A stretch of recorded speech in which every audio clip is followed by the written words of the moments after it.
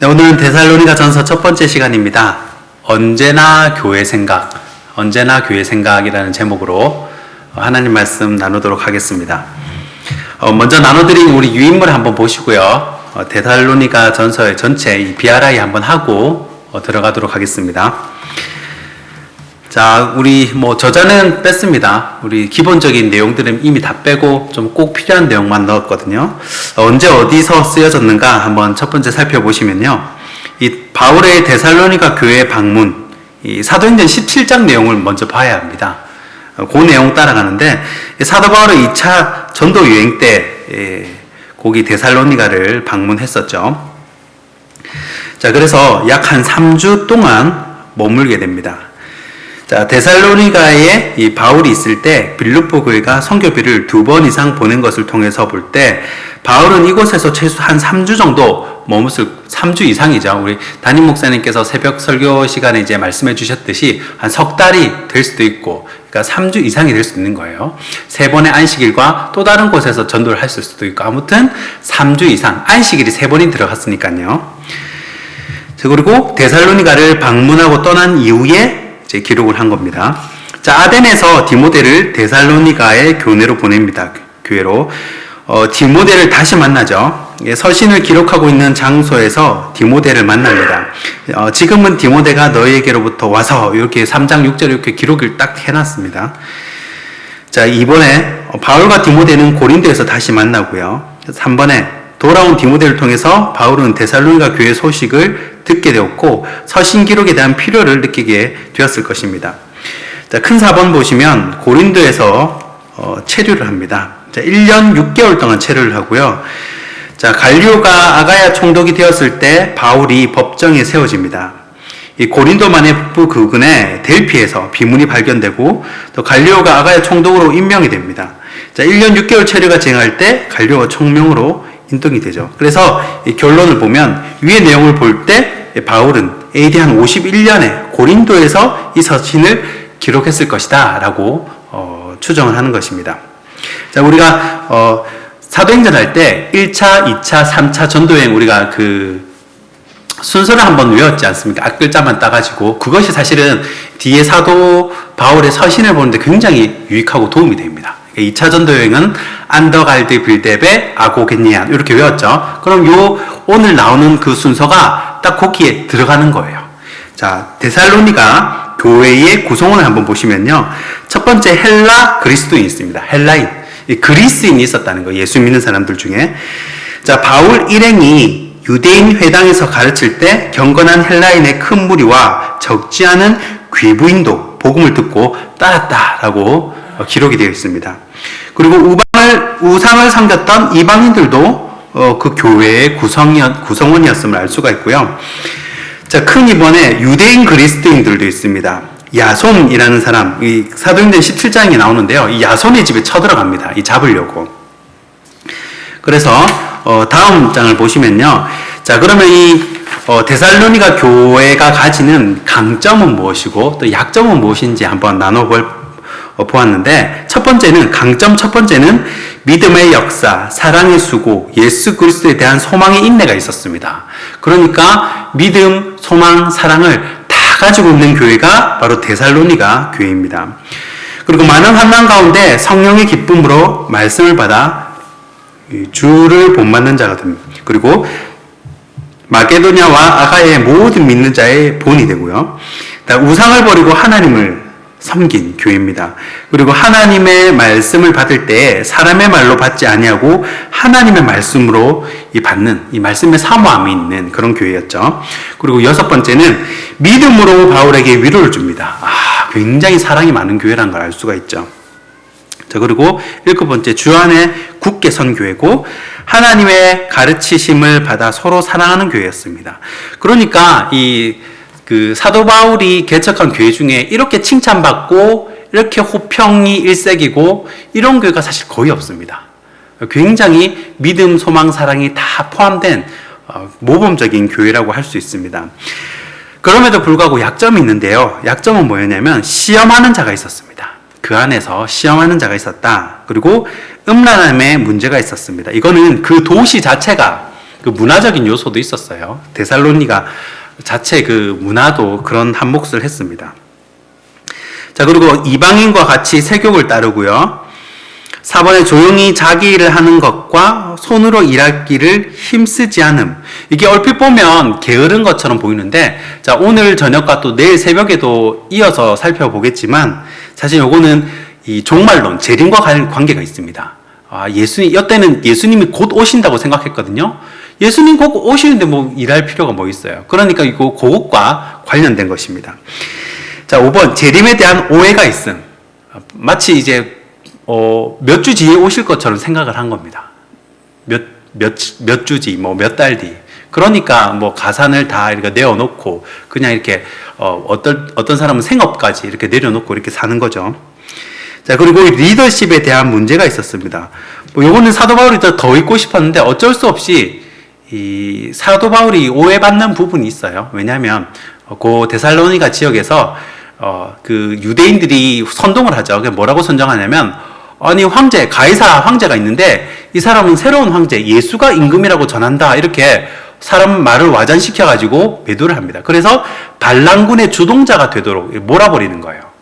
그렇기 때문에 당연히 데살로니가 교회의 리더십이었던 사도 바울이 떠날 수밖에 없게 되었고, 리더십 부재를 경험할 수밖에 없는 거죠. 자, 그리고 7번에 게으른 자들이 있음, 이렇게 되어 있습니다. 자, 그러면 역사적 배경은 어떤가? 자, 성경 안에 있는 역사적 배경만 살폈습니다. 데살로니가와 관련된 성경이 내증인데, 자, 외증은 다 빼버렸어요. 외증은 뭐냐면 성경 밖에 있는 역사서, 뭐 이렇게 고증, 그다음에 실질적 그런 자료들 가져와서 할 수 있는데 이 양이 너무 길어지더라고요. 그래서 그런 외증은 다 빼버리고 내증만 가져왔습니다. 자, 데살로니가 일본에 유대인의 회당이 있었습니다. 요거는 굉장히 영향력이 큰 회당이라고 합니다. 두 번째, 바울이 새 안식일 동안 성경을 가지고 강론했습니다. 회당에서 강론한 것만 이렇다는 거예요. 그리고 세 번째, 경건한 헬라인들의 큰 무리들과 귀부인들이 바울과 실라를 따랐다는 것입니다. 그 복음의 말씀을 받아들이고 따랐다는 거죠. 4번에 유대인들의 시기와 핍박으로 인해 급작스럽게 베레아 지역으로 탈출하게 됩니다. 그리고 5번째, 로마의 통치 아래 있었습니다. 자, 그러면 교회가 언제 세워졌는가? 자, 첫 번째, 데살로니가 지역의 방문 및 사역 기간을 보시면요. 사도 바울의 2차 전도 여행 때입니다. 2차 전도 여행. AD 한 50년에서 52년 사이라고 보는데요. 그리고 두 번째, 3주 이상입니다. 사도행전 17장 2절 보니까 새 안식일 동안 이렇게 기록이 되어 있습니다. 새 안식일 동안 성령을 강론했다. 자, 그리고 세 번째, 야손의 집에서 모임이 이루어졌습니다. 그래서 이 사람들을 로마 군인들이 잡으러 올 때 어디로 쳐들어가냐면 바로 야손의 집으로 들어와서 잡으러 가는 거죠. 자, 갈로 2번을 보시면요. 데살로니가 지역 방문 후 여정이 어떻게 되냐면요. 자, 우리 2차 전도여행 외웠던 것처럼 데베아고 이렇게 넘어가죠. 데살로니가, 그리고 이 성도들이 빨리 바울과 실라를 피신시킵니다. 베레아로 피신을 시킵니다. 거기 갔다가 어디로 가냐면 이제 그리스의 수도 아테네로 가죠. 데살로니가 제2의 수도고 이제 아테네가 이제 그리스의 제1의 수도죠. 아덴으로 갔다가 그다음 고린도로 갑니다. 자, 베레아와 아덴 지역은 짧은 기간 동안 방문을 합니다. 우리 동그라미 이어 보시면 고린도 지역 방문 및 체류, 1년 6개월 이상 체류를 하고요. 그 이후에 갈료가 아가야에 총독이 됩니다. 자, 결론은 위의 내용을 볼 때 사도 바울은 2차 전도여행 기간에 초반부에 데살로니가 교회를 세웠을 것으로 추정을 합니다. 그때 세워서 이제 교회를 개척을 한 것이죠. 자, 이렇게 이제 살펴보고 말씀을 들어가도록 하겠습니다. 이 데살로니가 전후서를 보기 위해서는요, 이 사도행전 17장의 내용을 다시 한번 살펴볼 필요가 있습니다. 한번 읽어보았는데, 이 사도 바울이 습관을 쫓아서 성경을 보면 습관을 쫓아 되어 있습니다. 예수님도 습관을 쫓아 기도하러 갔다는 내용이 나오잖아요. 사도 바울도 습관을 쫓아 이 회당에 가서 말씀을 전하는 겁니다. 말씀을 전할 때 이 사도행전 17장 4절에 보시면요. 경건한 헬라인의 큰 무리와 적지 않은 귀부인들이 예수를 구주로 영접했음을 알 수 있습니다. 자, 그때 유대인들이 시기를 해서 폭동을 일으키는데, 자, 사도 바울의 말이 어떻게 와전이 됐냐면요. 자, 분명히 로마 황제는 가이사인데 사도 바울은 이 가이사 말고 다른 임금이 있다 하더라라고 이렇게 소문을 내버리는 겁니다. 참 이런 것을 보면 사람은 얼마든지 마음만 먹으면 이 한 사람 바보 만드는 것은 금방인 것 같습니다. 어떤 분은 신문이나 뉴스를 안 믿는다고 하는데 저도 사실 상당 부분 공감을 합니다. 이 사람은 자신의 안위를 위해서라면 타인을 얼마든지 나쁜 사람으로 만들어 버릴 수가 있습니다. 한마디만 이렇게 들리면 되거든요. 그 뉴스나 뭐 정치하는 분들이나 이렇게 보면 그런 것이 이제 쉽게 이해가 될 것입니다. 그러니까 사도 바울이 졸지에 황제에 대항해서 반란을 일으킨 주동자가 된 겁니다. 자, 사도 바울이 데살로니가의 이 사역은 참 재미가 있었고 또 사역의 열매도 있었습니다. 그런데 반란 주동자로 몰리니까 어쩔 수 없이 이렇게 베레아로 가게 되는 겁니다. 이 상황을 파악한 성도들이 재빨리 바울과 실라를 피신을 시킨 거죠. 그리고 아덴에 갔다가 고린도로 가서 이 그리운 데살로니가 교회 성도들에게 편지를 보내는 것입니다. 자, 사도 바울 서신을 보면 느껴지지만 이 바울은 항상 이 교회를 생각하고 또 교회를 걱정하고 교회를 굉장히 사랑했습니다. 이 사역자끼리도 느껴지는 게 있는데 어떤 사역자는 진짜 교회를 사랑하는 마음이 느껴지는 사역자가 있습니다. 헌신하는 정도가 다르고요. 이 내 집처럼 그렇게 이 교회를 사랑하는 사역자가 있습니다. 그런 분을 보면요, 이 저절로 머리가 숙여집니다. 그리고 뭐라고 해도 이렇게 군소리 없이 듣고 고개가 숙여지는 이유가 이분이 나보다 더 교회를 사랑하는 분이라는 걸 아니까 그분이 뭐라 해도 따라하는 거예요. 수긍이 가는 겁니다. 사도 바울이 그랬다는 거예요. 앉으나 서나 교회 생각인 겁니다. 그래서 오늘은 이 데살로니가 3장에 나오는 교회를 향한 사도 바울의 마음을 한번 읽어보는 시간을 갖고자 합니다. 자, 첫 번째는 디모데의 파송입니다. 오늘 본문 2절과 3절 말씀입니다. 자, 우리 형제 곧 그리스도의 복음을 전하는 하나님의 일꾼인 디모데를 보내노니 이는 너희를 굳건하게 하고 너희 믿음에 대하여 위로함으로 아무도 이 여러 환난 중에 흔들리지 않게 하려 함이라. 우리가 이것을 위하여 세움받은 줄을 너희가 친히 알리라. 아멘. 자, 사도 바울이 베레아로 피신을 갔다가 아테네로 갔을 때 데살로니가 소식이 너무 궁금한 겁니다. 이 로마의 박해에 사람들이 실족하지는 않았는지, 이 믿음을 잃지는 않았는지 걱정이 되는 거죠. 그래서 이 아테네에서 이 디모데를 데살로니가 교회로 파송을 합니다. 보냅니다. 왜 보내냐? 너희를 굳건하게 하고 또 로마의 이런 박해, 환난에서 흔들리지 않게 하기 위해서 디모데를 보냈다는 것입니다. 자, 잠언 27장 23절에도 보면요, 내 양떼의 형편을 부지런히 살피며 내 소떼의 마음을 두라라는 말씀이 있습니다. 이 사도 바울은 교회를 사랑하는 마음이 남달랐습니다. 항상 이 한 분이라도 더 들여다보려고 하고 또 자신이 못 가면 디모데라도 보내서 교회 성도들이 이 믿음이 떠나지 않도록 그렇게 격려를 했습니다. 자, 이런 마음을 하나님께서 얼마나 기뻐하시겠습니까? 이 청년 시절에 교회 마을장들을 보면요, 항상 마을원들을 챙기고 헌신하고 밥 사주고 이렇게 하시는 분들이 꽤 많아 있었습니다. 그리고 이분들이 하나같이 하나님께서 그 영혼도 회복시켜 주시고 또 육신의 길도 열어주시는 것을 많이 보았습니다. 이 주의 일에는 공짜가 없다고 하죠. 사랑하는 만큼 헌신하고 사랑하는 만큼 수고를 아끼지 않습니다.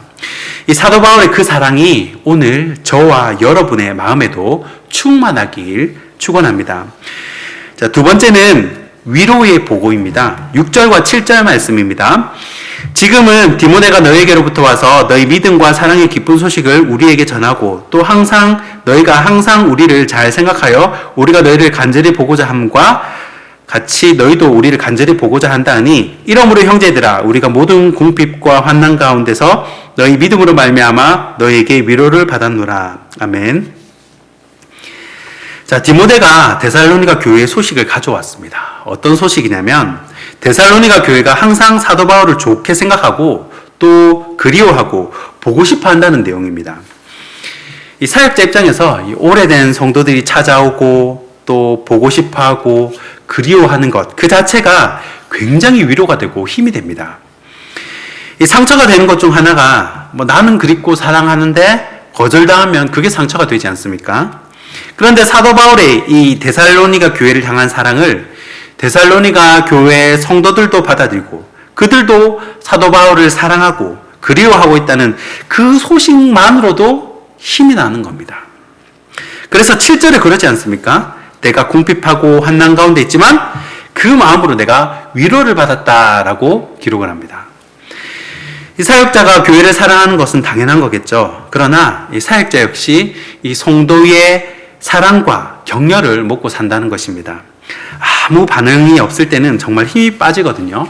그런데 데살로니가 교회 성도들처럼 이렇게 격려해주고 사랑해주고 그립다 그러고 그것 자체가 이 사역에 보람을 느끼고 힘이 되는 것입니다.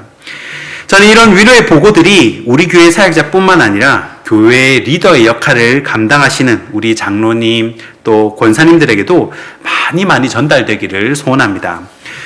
마지막 세 번째는 거룩한 기대입니다. 오늘 본문 13절 말씀입니다. 너희 마음을 굳건하게 하시고 우리 주 예수께서 그의 모든 성도와 함께 강림하실 때에 하나님 우리 아버지 앞에서 거룩함에 흠이 없게 하시기를 원하노라. 아멘. 자, 데살로니가 교회 성도들은 재림신앙에 대한 특별한 사모함이 있었습니다. 물론 이게 너무 심하게 나가서 생업도 뒷전이고 또 완전 광신자처럼 되는 사람도 간혹 있어서 그것이 문제이지 사실 이런 신앙 자체는 굉장히 건강하고 또 좋은 신앙이라고 할 수 있습니다. 자, 사도 바울도 데살로니가 교회 성도들에게 어떤 기대가 있었냐면요. 지금은 세상 때가 덜 벗겨지고 또 음란의 문화 속에서 아직 완전히 빠져나오지 못한 부분도 있지만 점점 성장해서 예수님이 다시 강림하실 때 이 데살로니가 교회 성도들은 깨끗하고 거룩한 흠없는 성도가 될 것을 믿고 기대하고 바라보는 것입니다. 정말 기가 막힌 시각입니다. 우리가 교회에 정말 내 마음을 쏙 들고 또 잘 섬기고 천사 같은 성도들이 있는 반면에 그냥 있는 듯 없는 듯 조용한 성도도 있습니다. 또 사사건건 반대하고 태클을 거는 성도들도 있겠죠. 그런데 사도 바울은 누구를 보고 목양을 하냐면 이 천사 같은 성도들을 보고 목양을 하는 겁니다. 그래서 우리 천사 같은 데살로니가 교회 성도님들 앞으로 너무너무 기대가 됩니다. 하나님 앞에서 모두 거룩하고 흠없는 성도가 될 겁니다. 그렇게 이야기를 하는 거예요.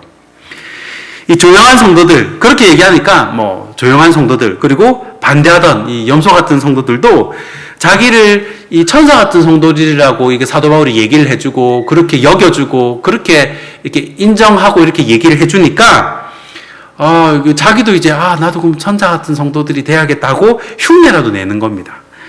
그래서 교회 성도들 전부가 점점점 거룩하고 흠없는 성도가 되어가고, 그렇지 않더라도 이 청사 신용이라도 내는 그런 좋은 교회가 되더라라는 것입니다. 자, 우리는 다 공사 중인 사람입니다. 사실 베드로도 완전하지 않았죠. 그냥 반석이라고 예수님이 여겨주신 거예요. 완전해서 반석이라고 한 것이 아니라 앞으로 그렇게 될 것을 이렇게 보고 여겨주신 겁니다. 우리는 다 공사 중인 사람입니다. 흠없고 약점 없는 사람은 하나도 없습니다. 그러나 거룩하게 될 미래 모습을 보고 최고 좋은 목사님, 또 최고로 좋은 우리 장로님, 또 최고 좋은 우리 권사님, 집사님으로 이렇게 여기고 믿는 거예요. 그렇게 대우를 하는 겁니다. 사람은 여기는 대로 됩니다. 삼류 성도, 삼류 목사로 취급하면 그런 사람이 되는 것이고, 우리 세계적인 사역자, 세계적인 성도라고 여기면 세계적인 사람이 될 줄 믿으시기 바랍니다. 말씀을 정리하겠습니다. 사도 바울이 교회를 사랑하는 이유가 있습니다. 이 교회는요, 예수님이 피로 값주고 사셨기 때문입니다. 우리는 몸이고 머리 대신 예수님이 자신의 피값으로 우리를 사셨다는 것입니다. 그래서 교회를 사랑하는 것은 바로 예수 그리스도를 사랑하는 것입니다. 이 말씀을 기억하시고 우리에게 허락하신 부산 신성교회를 날마다 더 사랑하는 저와 여러분이 되길 주님의 이름으로 축원하고 축복합니다. 기도하겠습니다. 좋으신 하나님, 사도 바울이 보여주는 교회를 향한 사랑이 내 마음 가운데도 넘치게 하여 주시옵소서. 부산 신성교회를 사랑하셔서 지금껏 주님의 귀한 몸으로 삼으셨사오니 앞으로 더욱 주님을 위해 귀히 쓰이는 복된 교회 되게 하여 주시옵소서. 이제는 우리 주 예수 그리스도의 은혜와 하나님 아버지의 사랑과 성령의 교통하신 은혜가 언제나 서나 더욱 교회를 사랑하길 원하는 이제는 모든 성도들 머리 위에 이제로부터 영원히 항상 함께 있을지어다. 아멘.